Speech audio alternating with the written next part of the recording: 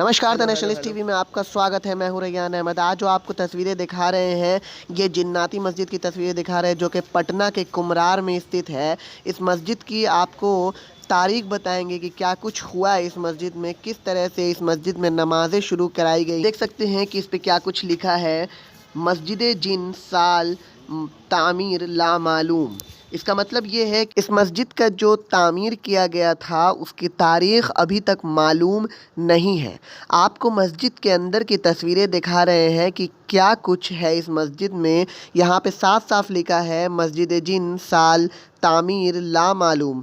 आप देख सकते हैं कि मस्जिद के अंदर में किस तरह से मुसल्ला जनमाज रखा हुआ है, जहाँ पर इमाम साहब नमाज़ पढ़ाते हैं। और इस मस्जिद के अंदर की आपको तस्वीरें दिखा रहे हैं कि जो चेयरमैन इरशाद अली आज़ाद जब शिया वक्फ बोर्ड के बने, उसके बाद ये शिया वक्फ बोर्ड की ज़मीन पर नमाज़ें अदा कराई गई। आप देख सकते हैं कि अब इस मस्जिद जिन में नमाज़ें अदा की जाती हैं और पाँचों वक्त की नमाज़ें अदा होती हैं। यहाँ पर आप देख सकते हैं कि ये जो समय है, किस समय पे कौन सी नमाज़ें होती हैं, ये सारा कुछ लिखा हुआ है। ये आपको मस्जिद के अंदर की एक्सक्लूसिव तस्वीरें आपको दिखा रहे हैं कि मस्जिद के अंदर क्या कुछ लिखा हुआ है।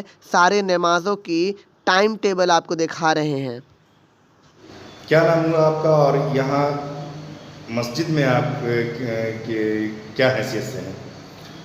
मेरा नाम सिबतैन रज़ा अज़ीमाबादी हुआ और मैं बहैसियत इमाम यहाँ शिया वक्फ बोर्ड से बहाल होकर आया हूँ और यहाँ खिदमत अंजाम दे रहा हूँ।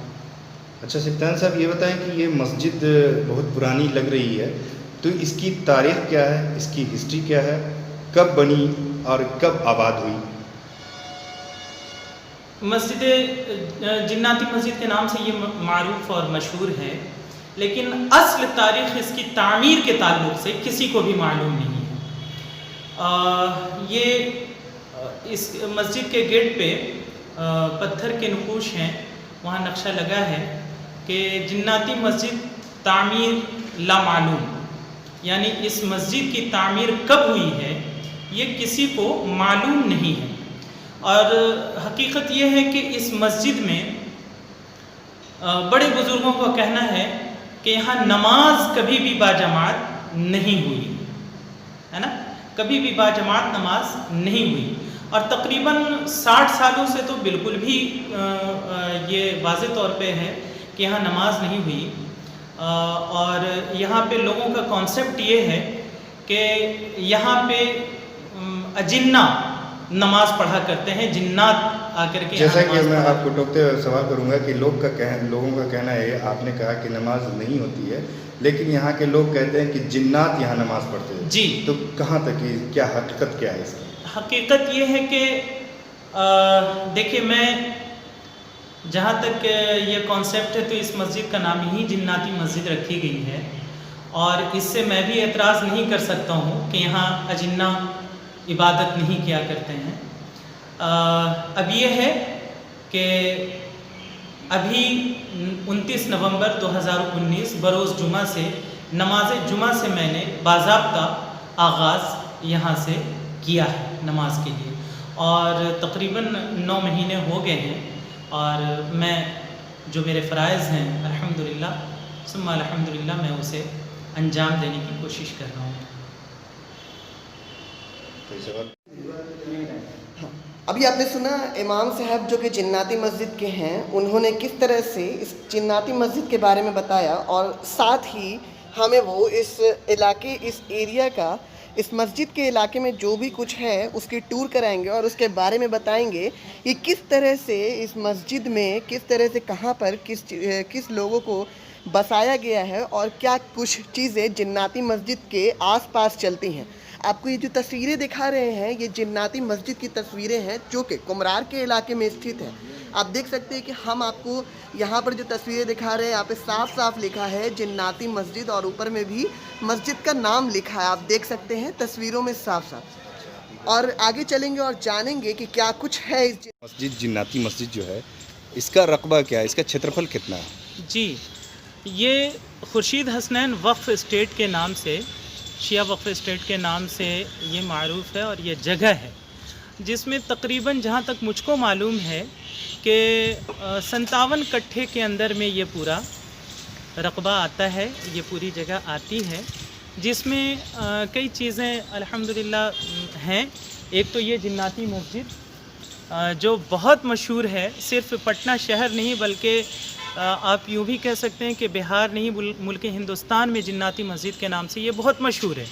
और मैं यहाँ रहता हूँ तो काफ़ी दूर दूर से लोग कभी कभी आते हैं और यहाँ पे नमाज भी अब अदा करते हैं जब से नमाज यहाँ पे शुरू हुआ है। और लोगों को पता चला है कि शिया वक्फ बोर्ड के चेयरमैन इरशाद अली आज़ाद साहब ने 29 नवंबर 2019 को नमाज जुमा से आगाज़ मैंने किया था और वो यहाँ से आगाज़ किए थे। और यहाँ पे जो आसपास में जो झुग्गी झोपड़ियाँ यहाँ पे बसी हुई हैं, इसके बारे में क्या कुछ कहना चाहते हैं? क्या है यहाँ पर, कौन लोग रहते हैं? ये यहाँ पे जितने लोग हैं वो सब हमारे हम वतन भाई हैं, हमारे हिंदू भाई हैं। यहाँ पे जो लोग हैं ये बहुत पुराने लोग हैं, ये जब जंगल था तब से यहाँ पे लोग रह रहे हैं और यहाँ की देखभाल करते थे। और ये वही लोग हैं, रामाशीष जी नाम है, मिस्री जी नाम है, ये सारे लोग सब भाई हैं, 3-4 भाई हैं, 3-4 ख़ानदान के लोग यहाँ पे रहते हैं जो इस जगह को मतलब देख रेख शुरू से इन लोगों ने किया। ये वही लोग रह रहे हैं। अच्छा ये बताइए, ये लोग लीगल टाइप से रह रहे हैं या फिर इलीगल तरीके से रह रहे हैं?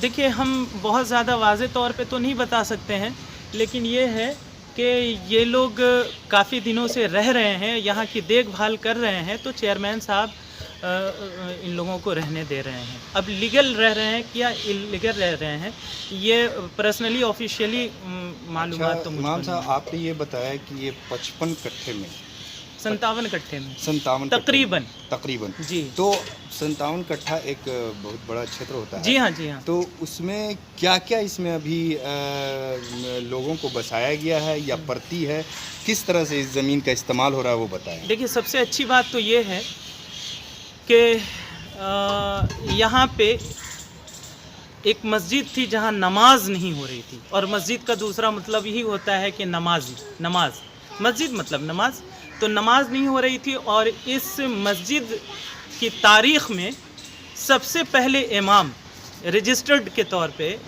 चेयरमैन साहब ने जैसा बताया कि इस मस्जिद के सबसे पहले इमाम कारी सिप्तान रज़ा अज़ीमाबादी हैं जिन्होंने नमाज आगाज़ किया।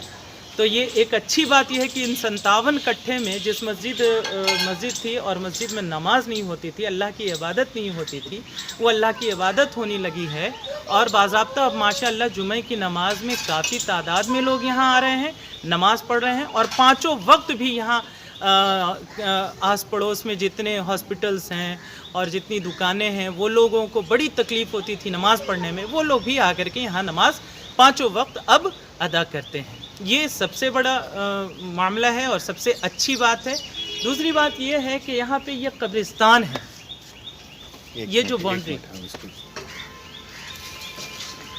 आपने भी सुना है इमाम साहब को कि इमाम साहब क्या कुछ कह रहे थे। इस एरिया में, इस क्षेत्र में कौन लोग रहते हैं, किस तरह से रह रहे हैं, हम आपको जो तस्वीरें दिखा रहे हैं कि ये जो एरिया है इसमें पूरे तरह से 90% जो है वो नॉन मुस्लिम्स रहते हैं। आप देख सकते हैं कि यहाँ पे आपको तस्वीरें दिखा रहे हैं वो कुमरार के पास जिन्नाती मस्जिद के पास की उसके कंपाउंड में बसी हुई आबादी की तस्वीर आपको दिखा रहे हैं। ये जिन्नाती मस्जिद आप देख सकते हैं। सर ये जो कब्रिस्तान बना है, इस कब्रिस्तान का मतलब किसने ज़मीन दिया और किसके लिए ये कब्रिस्तान दिया गया है? एक्चुअली देखिए यहाँ पे जो खुर्शीद हसनैन वक्फ स्टेट का रकबा है, तो इसमें जो है वो ये मस्जिद नमाज के लिए अल्हम्दुलिल्लाह नमाज शुरू हो गई। उसी तरह यहाँ पे ये कब्रिस्तान है जी। और बोहरा शिया, दाऊदी शिया बोहरा, तो उन लोगों के पास कब्रिस्तान के लिए जगह नहीं थी, तो उन लोग बहुत परेशान थे। तो इरशाद अली आज़ाद साहब ने जो है वो उन लोगों को शिया दाऊदी शिया बोहरा जो हैं जी, जी, उन जी। लोगों के कब्रिस्तान के लिए उन लोगों चेयरमैन साहब ने ये जगह दी। अच्छा, तो यहाँ पे उनके समाज के लोग यहाँ पर आते दफन हो हैं सकते हैं। और यहाँ पे मदफून भी होते हैं और वो लोग बहुत अब मुतमईन हैं। अच्छा, अंदर जो लोग रह रहे हैं वो मतलब पूरे मुसलमान हैं या फिर से हिंदू भी हैं उसमें? नहीं, अंदर में जो लोग रह रहे हैं वो सब हिंदू हैं। अच्छा, वो सब वो सब हमारे हमवतन भाई हैं और वो बहुत ज़माने से, जब ये बहुत खंडर था या ये था, तब से वो लोग रह रहे हैं और चेयरमैन साहब उन लोगों को वहाँ पे रहने देते हैं। बिल्कुल। क्या नाम हुआ? प्रमोद कुमार। अच्छा, आप क्या करते हैं? हम ये चाय दुकान चलाते हैं। अच्छा, कहाँ रहते हैं आप? हम ये रहते हैं कुम्हार थनकी जिन्नाती मस्जिद के पास। अच्छा, ये बताइए कि जिन्नाती मस्जिद के पास आप रहते हैं, तो आप जिन्नाती मस्जिद के बारे में कि कब से कब ये बना था, आपको कुछ इस बारे में मालूम है? देखिए, किसी को मालूम नहीं कि जिन्नाती मस्जिद कब बना है, अच्छा ला मालूम है। अच्छा। और दूसरी बात कि यहाँ पर आप रहते तो आपको कुछ पैसे वगैरह पे करने पड़ते हैं? पैसा? जी नहीं, ऐसा कोई बात नहीं। आप पैसे नहीं देते हैं? नहीं, अच्छा, कब से आप रह रहे हैं? हम तो मेरा जन्म यही हुआ है। मेरे पिताजी लगभग 1960 से 1970 के बीच में थे, अब तक ही है। अच्छा, अब तक यहीं पर हैं। साथ कुछ लोग मौजूद हैं, उनसे बात करेंगे कि क्या कुछ इस मस्जिद में चलता है। आप जानने की कोशिश करेंगे कि इस मस्जिद में किस तरह से नमाज अदा की जाती है। क्या हुआ नाम आपका? मेरा नाम मोहम्मद तौसीफ़ हुआ। अच्छा, ये बताइए कि इस मस्जिद में कब से नमाज नहीं हुई थी?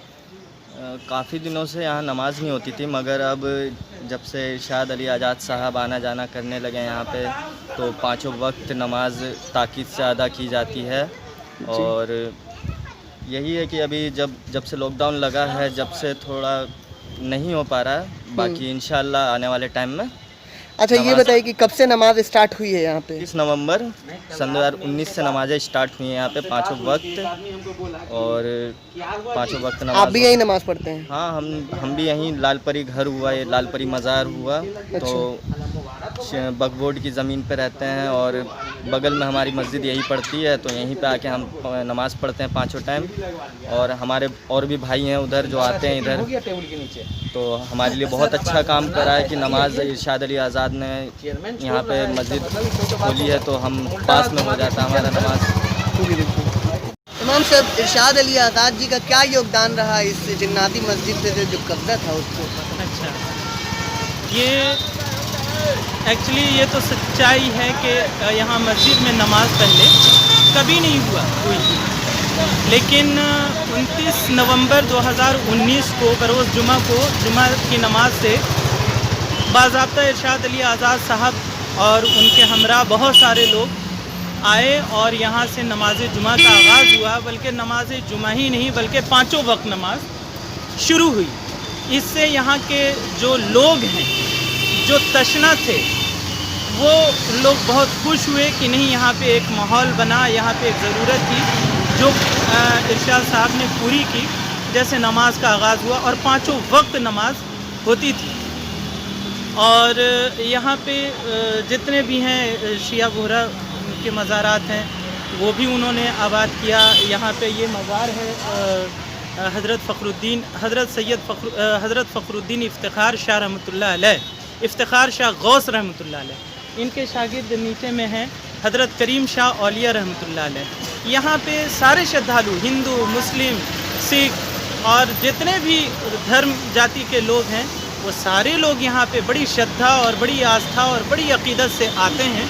और सब लोग यहाँ पे बहुत खुश हैं कि नहीं, यहाँ पे एक अब पाँचों वक्त अज़ान होती है, नमाज होता है और यहाँ लोग आते हैं हाज़िरी देने के लिए भी।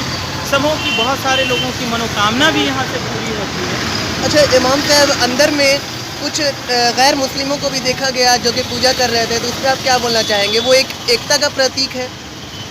जाहिर सी बात है कि यहाँ पे कई मज़ारात हैं, एक नहीं 4-4, 5-5 मज़ारात हैं। तो इस मज़ारात पे लोग हाज़िरी देने आते हैं और अपनी दुआएं मांगने आते हैं और उन लोगों की मनोकामना पूरी होती है।